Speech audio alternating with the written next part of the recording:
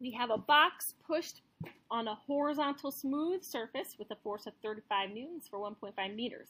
It then slides into a spring and compresses the spring.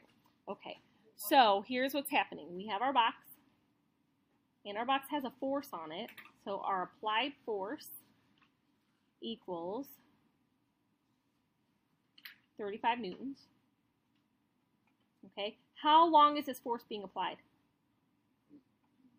For 1.5 meters. Now, after this distance of 1.5 meters, it still slides, but what do we know about the velocity after the 1.5 meters? It stays the same. That's constant. And then it's going to turn into a spring, and it's going to compress that spring until the spring comes to a stop. Then it's going to start bouncing back. Okay? So, we want to find the acceleration. Well, that's awesome. This is the last unit. What's the easiest way to find acceleration with the given information? We know that acceleration is just the net force over the mass, and our net force is 35 newtons divided by 25 kilograms. So our acceleration during this 1.5 meters is going to be 1.4 meters per second squared. Okay. Well, we want to find the final velocity. So we had already talked about, you know what, this is going to accelerate only up to this 1.5 meters. So we're only accelerating for this distance. We know the acceleration. What was the initial velocity? Our initial velocity is going to be 0 meters per second, and we are now looking for the final velocity we have when it starts sliding. So we can use which equation? V squared equals V naught squared plus 2a delta x. The initial velocity again was 0, so this equals the square root of 2 times 1.4 meters per second squared for 1.5 meters. So the final velocity is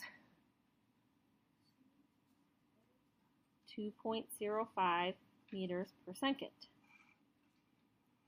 Okay, well now it wants to know the kinetic energy.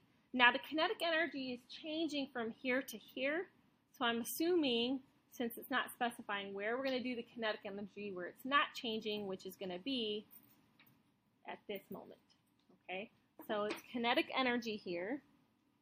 K equals, what's the equation for kinetic energy? 1/2 mv squared. So that equals 1/2. The mass is 25 kilograms. The velocity is meters per second. We're going to square that, and then you end up with 52.5 joules. Okay.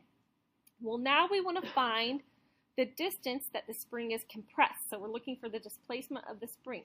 So let's come back to our picture. Okay, we're talking about this compression. Well, the easiest way to do this is to use the conservation of energy. We have this frictionless area here, right? We know the kinetic energy right here. So this is my E initial, and I know I have motion. And my E final, what do I have? We have the spring. Okay, so I know I have this. So if I come down here, I know that E initial equals E final. But E initial is my kinetic energy at the beginning of that system. And that equals the elastic potential energy. And the elastic potential energy, what is the equation for that? 1/2 kx squared. Now I didn't put in 1/2 mv squared for kinetic energy because what is the kinetic? We already know it. 52.5 joules equals 1/2. K is 1500 newtons divided by meters times x squared.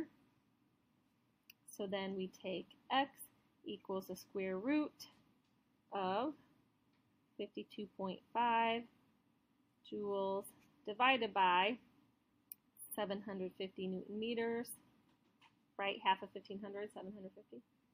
Okay, so that equals 0.26 meters.